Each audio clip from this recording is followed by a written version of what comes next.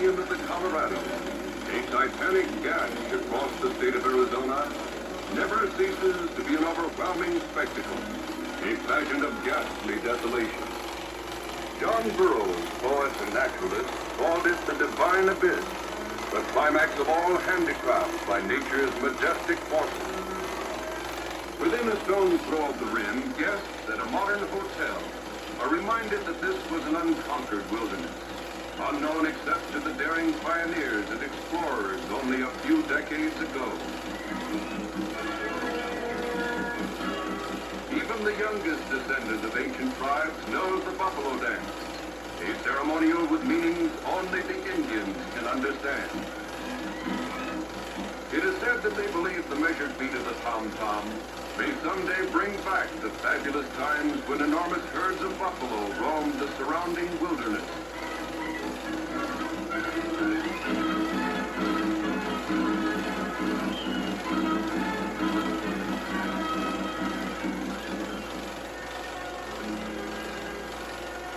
From the lookout, the spellbound visitor wonders what must have been the thoughts of Spanish explorers from Mexico 400 years ago, when first they gazed upon this stupendous scene.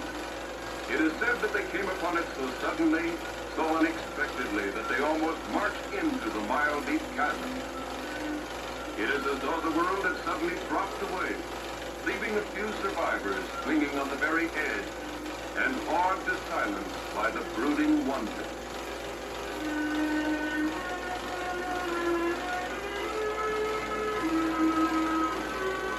Early in the morning, sturdy mules are provided for those who wish to experience the thrill of a trip into the canyon. For these animals are safe on the steep and narrow trails and never falter.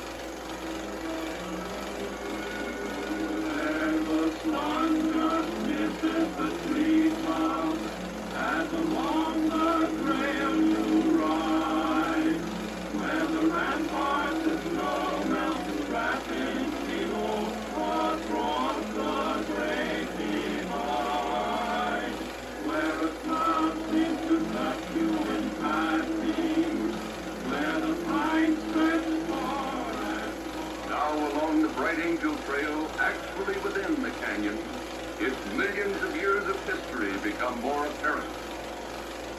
Those who pause to contemplate the phenomenon are amazed when they learn that impressions of seashells have been found in the rocks, and even footprints of prehistoric animals. Years of exploration would be required to become even partially acquainted with all the canyon's strange characteristics, such as the broad plateaus mysteriously remaining within the depths, though all around are deeper chasms and towering peaks. The trail crosses an almost level area 3,000 feet below the rim. Here, the silent and taciturn guide rides on, suggesting the old saying that familiarity breeds contempt, even of nature's wonder. But it is just as reasonable to say that he is wise in allowing the canyon to speak for itself. It was John Muir who said, "It seems a gigantic statement for even nature to make in one mighty stone word." The pack train is now starting the ascent of that part of the Bright Angel Trail known as Jacob's Ladder. It traverses a gigantic fault where vast sections of the rock split in some ancient upheaval and left this passage upward. Distances are deceptive from many points, where the other side of the canyon may be 10 miles away.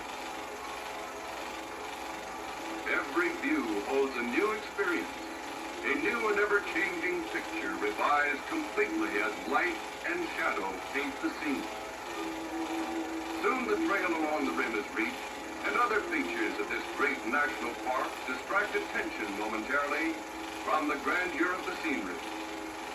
Much wildlife abounds in this area, and though the casual visitor seldom sees anything except deer, these usually timorous animals stay close to camps and hotels where safety is assured, as well as frequent and tasty gifts. They trustfully approach the visitor, offering something to eat with more assurance than a skittish calf in a barnyard. And indeed, they are much less wild.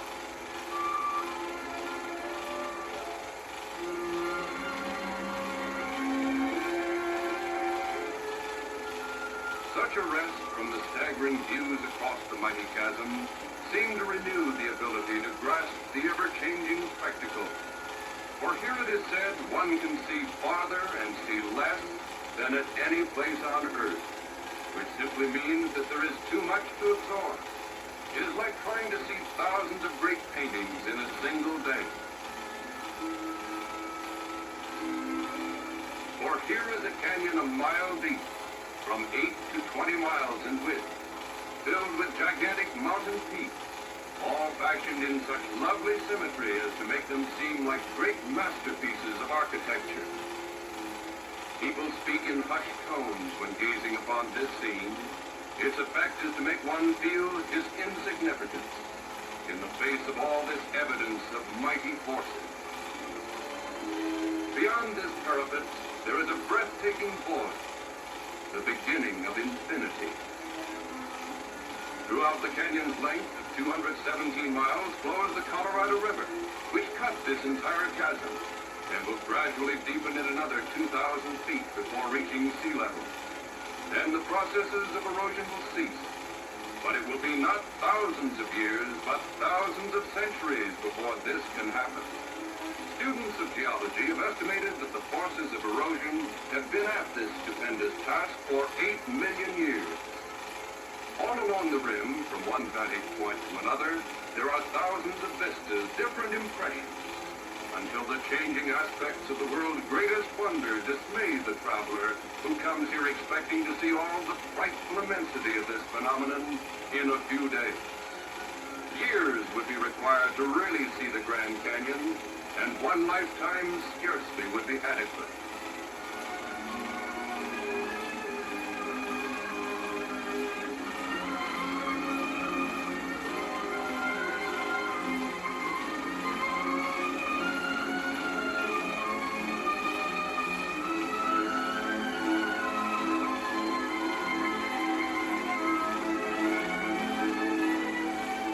From the air, the Colorado River deep in the canyon appears like a narrow, twisted river, and the surrounding country is seen for what it is, a remote desert area with regions never yet explored, with mountain peaks never yet scaled by man.